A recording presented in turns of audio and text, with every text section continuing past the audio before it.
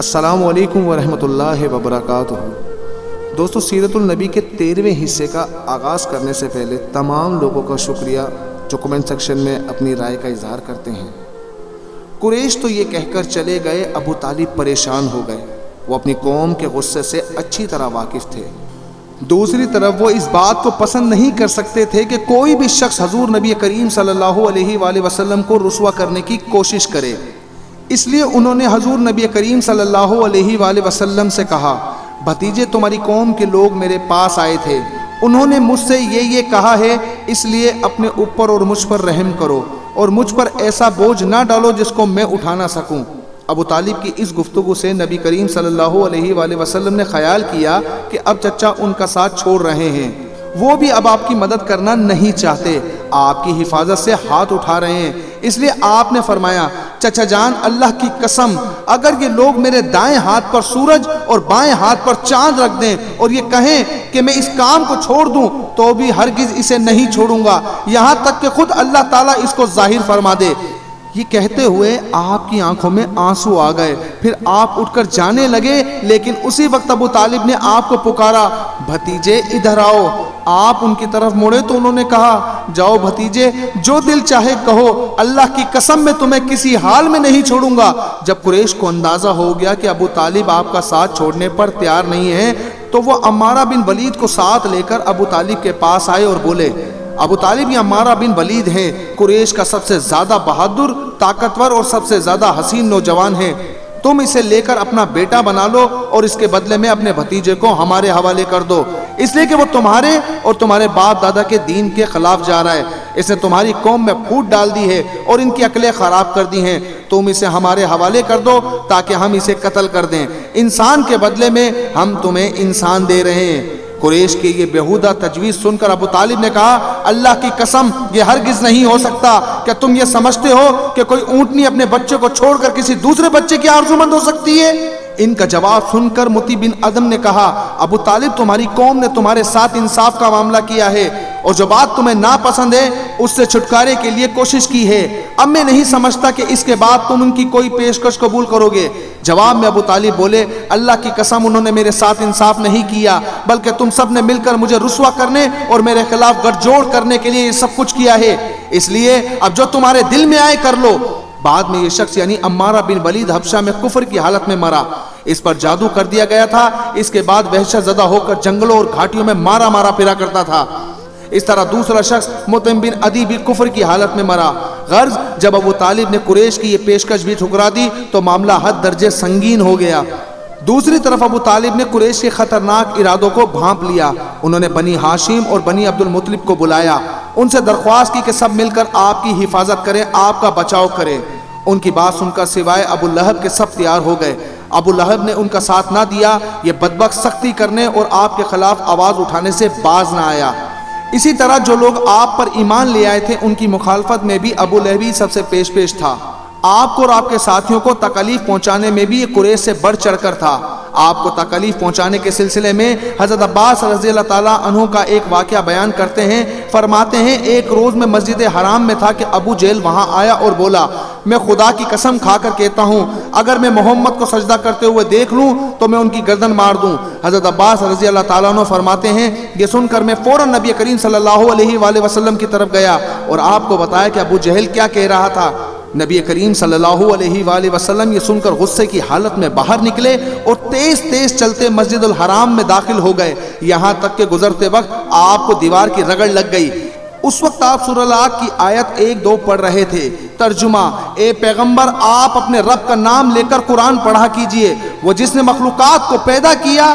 تلاوت کرتے ہوئے آپ اس سورت کی آیت 6 تک پہنچ گئے۔ ترجمہ، سچ مچ بے شک کافر آدمی حد سے نکل جاتا ہے، یہاں تک کہ آپ نے سورت کا آخری حصہ پڑھا جہاں سجدے کی آیت ہے اور اس کے ساتھ ہی آپ سجدے میں گر گئے۔ اسی وقت کسی نے ابو جہل سے کہا، ابو الحکم یہ محمد سجدے میں پڑے ہیں۔ یہ سنتے ہی ابو جہل فوراً آپ کی طرف بڑھا، آپ کے نزدیک پہنچا، لیکن پھر اچانک واپس آ گیا۔ لوگوں نے حیران ہو کر پوچھا، ابو الحکم کیا ہوا؟ جواب میں اس نے اور زیادہ حیران ہو کر کہا، جو میں دیکھ رہا ہوں کیا تمہیں وہ نظر نہیں آ رہا؟ اس کی بات سن کر لوگ اور زیادہ حیران ہوئے اور بولے، تمہیں کیا نظر آ رہا ہے ابو الحکم؟ اس پر ابو جہل نے کہا، مجھے اپنے اور ان کے درمیان آگ کے خندق تک نظر آ رہی ہے۔ اسی طرح ایک دن ابو جہل نے کہا، ایک گروہ قریش، جیسا کہ تم دیکھ رہے ہو محمد تمہارے دین میں عیب ڈال رہا ہے، تمہارے معبودوں کو برا کہہ رہا ہے، تمہاری عقلوں کو خراب بتا رہا ہے اور تمہارے باپ داداؤں کو گالیاں دے رہا ہے، اس لیے میں خدا کے سامنے عہد کرتا ہوں کہ کل میں محمد کے لیے اتنا بڑا پتھر لے کر بیٹھوں گا جس کا بوجھ وہ برداشت نہیں کر سکیں گے۔ جو ہی وہ سجدے میں جائیں گے میں وہ پتھر ان کے سر پر دے ماروں گا۔ اس کے بعد تم لوگوں کو اختیار ہے، جو چاہو اس معاملے میں میری مدد کرنا اور مجھے پناہ دینا، چاہو تو مجھے دشمنوں کے حوالے کر دینا، پھر بنی عبد مناف میرا جو بھی حشر کریں۔ یہ سن کر قریش نے کہا، اللہ کی قسم ہم تمہیں کسی قیمت پر دغا نہیں دیں گے، اس لیے جو تم کرنا چاہتے ہو اطمینان سے کرو۔ دوسرے دن ابو جہل اپنے پروگرام کے مطابق ایک بہت بھاری پتھر اٹھا لایا اور لگا نبی کریم صلی اللہ علیہ وآلہ وسلم کا انتظار کرنے۔ ادھر نبی کریم صلی اللہ علیہ وآلہ وسلم بھی عادت کے مطابق صبح کی نماز کے بعد وہاں تشریف لے آئے۔ اس وقت آپ کا قبلہ بیت المقدس کی طرف تھا۔ آپ نماز کے لیے رکن یمانی اور حجر اسود کے درمیان کھڑے ہوا کرتے تھے، کعبے کو اپنے اور بیت المقدس کے درمیان کر لیا کرتے تھے۔ آپ نے آتے ہی نماز کی نیت باندھ لی۔ ادھر قریش کے لوگ اپنے اپنے گھروں سے بیٹھے انتظار کر رہے تھے کہ دیکھیں آج کیا ہوتا ہے، ابو جہل اپنے پروگرام میں کامیاب ہوتا ہے یا نہیں۔ پھر جو ہی آپ سجدے میں گئے ابو جہل نے پتھر اٹھایا اور آپ کی طرف بڑھا۔ جیسے ہی وہ آپ کے نزدیک ہوا ایک دم اس پر لرزہ طاری ہو گیا، چہرے کا رنگ اڑ گیا، گھبراہٹ کے عالم میں وہاں سے پیچھے ہٹایا۔ ادھر پتھر بھی اس کے ہاتھ پر اس طرح جم گئے کہ اس نے چاہا ہاتھ اس پر سے ہٹا لے لیکن ہٹا نہ سکا۔ قریش کے لوگ فوراً اس کے گرد جمع ہو گئے اور بولے، ابو الحکم کیا ہوا؟ اس نے جواب دیا، میں نے رات کو تم سے جو کہا تھا اس کو پورا کرنے کے لیے میں محمد کی طرف بڑھا، مگر جیسے ہی ان کے قریب پہنچا ایک جوان اونٹ میرے راستے میں آ گیا۔ میں نے اس جیسا زبردست اونٹ آج تک نہیں دیکھا، وہ ایک دم میری طرف بڑھا جیسے مجھے کھا لے گا۔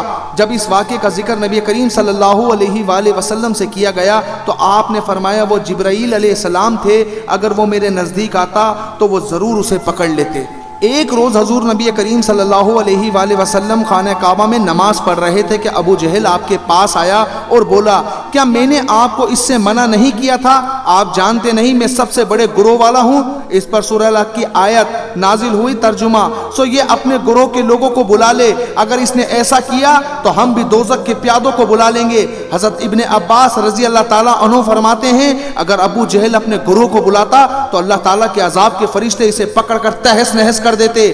ایک روز ابو جہل حضور نبی کریم صلی اللہ علیہ وآلہ وسلم کے سامنے آیا اور آپ سے مخاطب ہوا، آپ کو معلوم ہے کہ میں بتا والوں کا محافظ ہوں اور یہاں ایک شریف ترین شخص ہوں۔ اس وقت اللہ تعالیٰ نے سورہ دخان کی آیت 49 نازل فرمائی، ترجمہ، چک تو بڑا معزز مکرم ہے۔ آیت کا یہ جملہ دوزخ کے فرشتے ابو جہل کو ڈالتے وقت پھٹکارتے ہوئے کہیں گے۔ ابو لہب بھی حضور اکرم صلی اللہ علیہ وآلہ وسلم کو ایذا رسانی میں آگے آگے تھا، نبی کریم صلی اللہ علیہ وآلہ وسلم کی تبلیغ میں رکاوٹیں ڈالتا تھا، آپ صلی اللہ علیہ وآلہ وسلم کو برا بھلا کہتا تھا۔ اس کی بیوی ام جمیل بھی اس کے ساتھ شامل تھی، وہ جنگل سے کانٹے دار لکڑیاں کاٹ کر لاتی اور نبی کریم صلی اللہ علیہ وآلہ وسلم کے راستے میں بچھاتی۔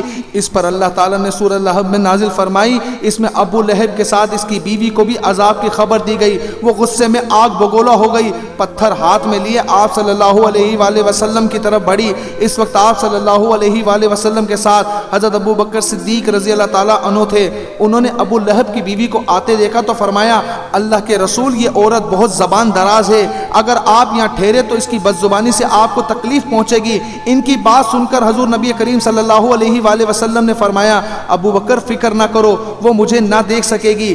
اتنے میں ام جمیل نزدیک پہنچ گئی، اسے وہاں صرف ابو بکر صدیق رضی اللہ تعالیٰ عنہ نظر آئے۔ وہ آتے ہی بولی، ابو بکر تمہارے دوست نے مجھے ذلیل کیا ہے، کہاں ہے تمہارا دوست جو شعر پڑھتا ہے؟ ابو بکر بولے، کیا تمہیں میرے ساتھ کوئی نظر نہیں آ رہا؟ کیوں، کیا بات ہے؟ مجھے تو تمہارے ساتھ کوئی نظر نہیں آ رہا۔ انہوں نے پوچھا، تم ان کے ساتھ کیا کرنا چاہتی ہو؟ دوستو اس کا جواب میں نہیں پڑھ سکتا، میرے آقا مولا نے بہت سختیاں سہی ہیں، بہت بد زبانیاں سہی ہیں، اور آج بھی کئی لوگ میرے آقا مولا کی شان میں گستاخیاں کرتے ہیں، اللہ ان کو نیست و نابود تباہ و برباد کرے۔ اس پر انہوں نے کہا، نہیں اللہ کی قسم وہ شاعر نہیں ہے، وہ تو شعر کہنا جانتے ہی نہیں، نہ انہوں نے تمہیں ذلیل کیا۔ یہ سن کر وہ واپس لوٹ گئی۔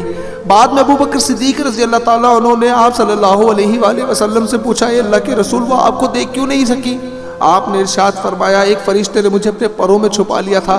ایک روایت کے مطابق آپ نے یہ جواب ارشاد فرمایا تھا، میرے اور اس کے درمیان ایک آڑ پیدا کر دی گئی تھی۔ ابو لہب کے ایک بیٹے کا نام عتبہ تھا اور دوسرے کا نام عتیبہ تھا۔ اعلان نبوت سے پہلے رسول کریم صلی اللہ علیہ وآلہ وسلم اپنی دو بیٹیوں حضرت رقیہ اور حضرت ام کلثوم کا نکاح ابو لہب کے ان دونوں بیٹوں سے کر دیا تھا۔ یہ صرف نکاح ہوا تھا، ابھی رخصتی نہیں ہوئی تھی۔ اسلام کا آغاز ہوا اور سورہ لہب نازل ہوئی تو ابو لہب نے غصے میں آ کر اپنے بیٹوں سے کہا، اگر تم محمد کی بیٹیوں کو طلاق نہیں دو گے تو میں تمہارا چہرہ نہیں دیکھوں گا۔ چنانچہ ان دونوں نے انہیں طلاق دے دی۔ دیکھا جائے تو آپ صلی اللہ علیہ وآلہ وسلم کی بیٹیوں کے لیے اس میں حکمت تھی، گویا اللہ تعالیٰ نے چاہا کہ یہ پاک صاحب زادیاں عتبہ اور عتیبہ کے ہاں نہ جا سکیں۔ یہ رشتہ اسلام دشمنی کی بنیاد پر ختم کیا گیا، یعنی آپ دونوں چونکہ نبی کریم صلی اللہ علیہ وآلہ وسلم کی صاحبزادیاں تھیں اس لیے قدم اٹھایا گیا۔ اس موقع پر عتیبہ نبی کریم صلی اللہ علیہ وآلہ وسلم کی خدمت میں حاضر ہوا اور اس نے آپ کی شان میں گستاخی کی۔ آپ صاحبزادیوں کی وجہ سے پہلے ہی غمگین تھے۔ ان حالات میں آپ نے اس کے حق میں بد دعا فرمائی، اے اللہ اس پر اپنے کتوں میں سے ایک کتا مسلط فرما دے۔ عتیبہ یہ بد دعا سن کر وہاں سے لوٹ آیا، اس نے اپنے باپ ابو لہب کو سارا حال سنایا۔ اس کے بعد دونوں باپ بیٹا ایک قافلے کے ساتھ ملک شام کی طرف روانہ ہو گئے۔ راستے میں یہ لوگ ایک جگہ ٹھہرے، وہاں قریب ہی ایک راہب کی عبادت گاہ تھی۔ راہب ان کے پاس آیا، اس نے انہیں بتایا اس علاقے میں جنگلی درندے رہتے ہیں۔ ابو لہب یہ سن کر خوف زدہ ہو گیا۔ نبی کریم صلی اللہ علیہ وآلہ وسلم کی بد دعا یاد آ گئی۔ اس نے قافلے والوں سے کہا، تم لوگ میری حیثیت سے باخبر ہو اور یہ بھی جانتے ہو کہ میرا تم پر کیا حق ہے؟ انہوں نے ایک زبان ہو کر کہا، بے شک ہمیں معلوم ہے۔ ابو لہب یہ سن کر بولا، تب پھر تم میری مدد کرو، میں محمد کی بد دعا کی وجہ سے خوف زدہ ہو گیا ہوں، اس لیے تم لوگ اپنا سامان اس عبادت گاہ کی طرف رکھ کر اس پر میرے بیٹے کا بستر لگا دو۔ ان لوگوں نے ایسا ہی کیا۔ یہی نہیں، انہوں نے اپنے چاروں طرف اپنے اونٹوں کو بھی بٹھا دیا۔ اس طرح عتیبہ ان سب کے عین درمیان میں آ گیا۔ اب وہ سب اس کی پاسبانی کرنے لگے۔ ان تمام احتیاطی تدابیر کے باوجود حضور نبی کریم صلی اللہ علیہ وآلہ وسلم کی پیش گوئی پوری ہو گئی۔ نصف رات کو قریب ایک شیر وہاں آیا اور سوئے ہوئے لوگوں کو سونگنے لگا۔ ایک ایک کو سونگتے ہوئے وہ آگے بڑھتا رہا، یہاں تک کہ وہ لمبی چھلانگ لگا کر عتیبہ تک پہنچ گیا۔ بس پھر کیا تھا، اس نے اسے چیر پھاڑ کر ہلاک کر دیا۔ تکالیف پہنچانے کا ایک اور واقعہ اس طرح پیش آیا۔ ایک روز آپ صلی اللہ علیہ وآلہ وسلم مسجد الحرام میں نماز پڑھ رہے تھے۔ قریب ہی کچھ جانور ذبح کیے گئے تھے۔ وہ لوگ اپنے بتوں کے نام پر قربانی کرتے تھے۔ ان جانوروں کی ایک اوجڑی ابھی تک وہیں پڑی تھی۔ ایسے میں ابو جہل نے کہا، کیا کوئی شخص ایسا ہے جو اس اوجڑی کو محمد کے... اب یقین مانیے میں ایسے الفاظ بولتے بھی میری روح کانپ رہی ہے۔ میں بار ایک ہی بات، میں بڑا گناہگار شخص ہوں، لیکن میں اور آپ اپنے آقا و مولا سے کتنی محبت کرتے ہیں یہ اندازہ ہمیں نہیں ہے، ہم نہیں جانتے۔ لیکن یہ بتانے کا صرف اور صرف ایک مقصد، یار آقا نے بڑی تکلیفیں سہی ہے۔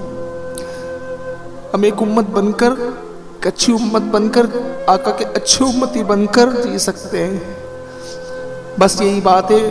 میں یقین مانیے بار رک رہا ہوں، لیکن یہ حقیقتیں ہیں جو آقا کے ساتھ، جو آقا کو ایذا پہنچایا گیا۔ ایک اوجڑی ابھی تک وہیں پڑی تھی۔ ایسے میں ابو جہل نے کہا، کیا کوئی ایسا شخص ہے جو اس اوجڑی کو محمد کے اوپر ڈال دے؟ ایک روایت کے مطابق کسی نے کہا، کیا تم یہ منظر نہیں دیکھ رہے ہو؟ تم میں سے کون ہے جو وہاں جائے؟ فلاں قبیلے کے جانور ذبح کیے، ان کا گوبر، لید، خون اور اوجڑی وہاں پڑے ہیں۔ کوئی شخص وہاں جا کر گندگی اٹھا لائے اور محمد کے سجدے میں جانے کا انتظار کرے، پھر جو ہی وہ سجدے میں جائے وہ شخص گندگی ان کے کندھوں کے درمیان رکھ دے۔ تب مشرکوں میں سے ایک شخص اٹھا، اس کا نام عقبہ بن ابی معیط تھا۔ یہ اپنی قوم میں سب سے زیادہ بدبخت تھا۔ یہ گیا اور اوجڑی اٹھا لایا۔ جب آپ صلی اللہ علیہ وآلہ وسلم سجدے میں گئے تو اوجڑی آپ پر رکھ دی۔